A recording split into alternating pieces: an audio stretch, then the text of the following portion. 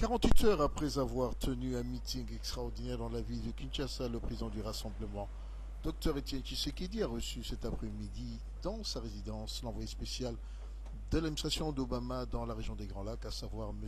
Thomas Perriello.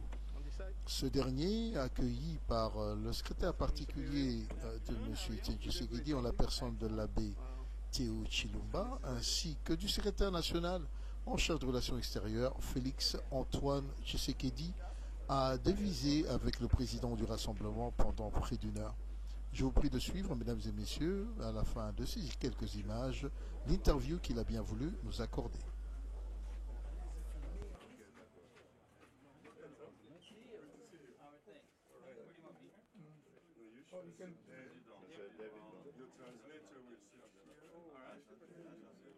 Our chargé d'affaires?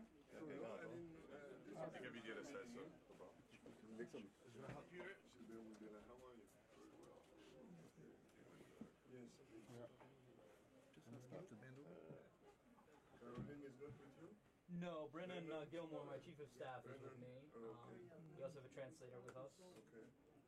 All right, thank you. Sorry. Is there any way that you may discuss that week of the dialogue take place? The dialogue is essential. We understand that there are strong opinions by stakeholders in many directions, and we have a baseline of a constitution to proceed, and we think it's important for all of the stakeholders to come together. We think Mr. Kojo is trying hard, along with the support team from the EU and the UN and the OIF and elsewhere. So we hope that this team effort can be something that brings people together. But apparently, based on what happened, it seems like you have fixed a date for these to put together the group that was going to be managing the dialogue. Do you believe, without consulting with other members of the opposition party, would that make it easy to go forward with the negotiations? The important thing is to look forward to what solves this challenge. We think there's plenty of time and space for a win-win solution for the people of Congo, and that's what we're all focused on trying to solve. What will be the issue if the dialogue doesn't take place? It's crucial that the dialogue occur. We understand and appreciate that both government and opposition were able to see this week peaceful rallies. We believe the Congolese people are very capable of expressing their political opinions peacefully, and as long as that's the spirit in which views are being stated, I think this will be a historic and positive year for the Congolese people. And again, we commend both government and opposition for the peacefulness of very significant rallies here in the last week. The question, Mr. Etienne Tshisekedi came back last week and he had a strong meeting on Sunday, and where he declares that actually they gave kind of ultimatum to the government of Kabila. If elections are not called on September 19th, you should leave by December 19th. What will be the opposition, since we don't know where we're aiming with the dialogue? We'd like to see this as a moment of dialogue, not of ultimatums. We understand that people have very strong opinions and that there's a great deal at stake. We hope that that will bring people to a common table, and we hope both sides will look for confidence-building measures that will help bring people together. We've certainly spoken about the need to see the release of political prisoners and dropping of charges as a confidence-building measure. We hope that people will give the facilitator and the support team the opportunity to prove their commitment to finding a peaceful path forward. We're talking with you, sir. Thank you very much, sir. Vous venez de recevoir avec le président du Rassemblement, M. Tom Perriello. Dimanche dernier, le président du Rassemblement a déclaré que M.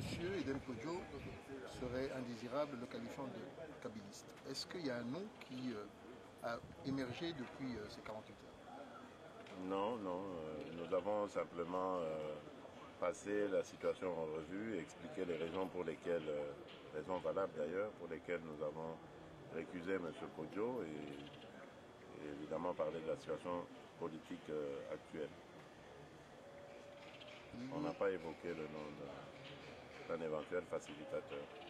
Mais face au préavis lancé par le président, et nous sommes pratiquement à une trentaine, disons une quarantaine de jours avant la date fatidique du 19 septembre, si le dialogue ne tient pas place, qu'est-ce qui pourrait se passer? Mais il faut comprendre ici que le dialogue est une initiative de la communauté internationale que l'UDPS avait immédiatement acceptée et dont le but était justement d'arriver à déminer cette situation pour éviter évidemment la catastrophe. Donc on ne doit pas regarder dans notre direction. Il y a des responsables à la crise actuelle, une crise artificiellement créée dans le but de positionner un seul individu. Ben, s'il y a de la casse plus tard, ce sera à ces responsables d'en tirer les conséquences et non pas à nous. À propos de casse, on a dénombré un mort cet après-midi, un jeune combattant tué. Un petit commentaire? Ben oui, mais c'est le choc, évidemment. Je suis outré par ce comportement, d'autant plus que c'est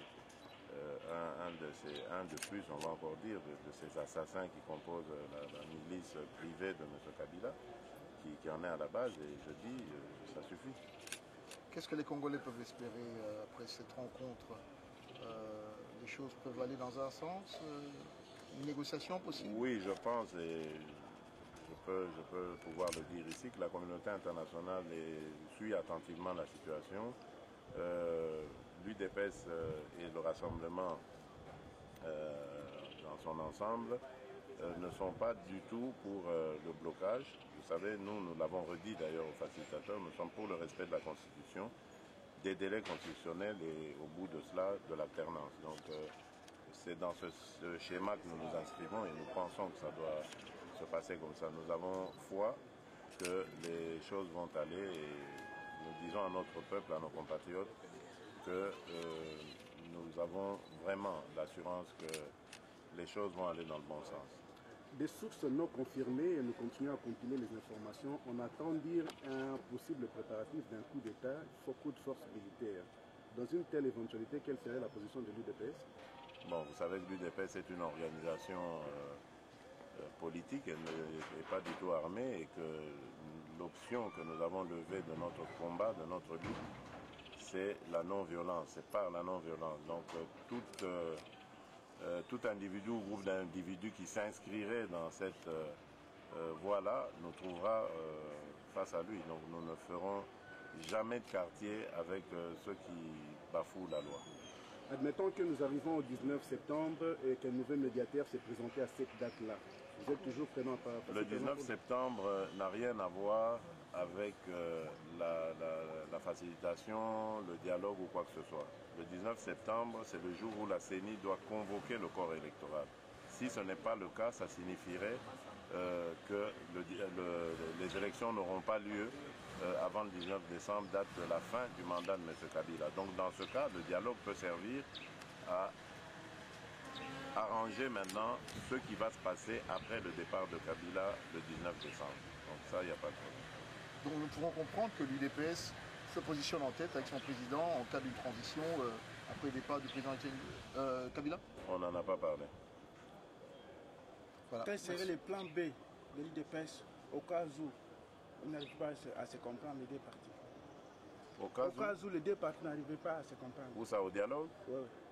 Ah ben, je crois que nous prendrons à témoin la population parce que, et la communauté internationale aussi, parce que l'initiative du dialogue, nous pensons que c'est une voie, la meilleure en tout cas, qui peut nous amener à un changement de pouvoir de manière pacifique dans ce pays, qu'il n'y ait pas d'effusion de sang. Donc, si nous avons l'impression, parce que si cela ne marche pas, c'est le plan Kabila qui aura bloqué l'évolution des choses, mais nous prendrons à ce moment-là le peuple et la communauté internationale à témoin. Je vous remercie. Merci.